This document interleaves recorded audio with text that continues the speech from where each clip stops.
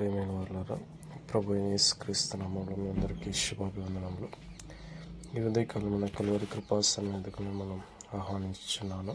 లేవియా కాండము 19వ అధ్యాయము 32వ వచనంలో, తల నెరిసిన వాని ఎదుట లేచి ముసలివాని ముఖమును గనపరిచి నీ దేవునికి భయపడవలెను, నేను యెహోవాను.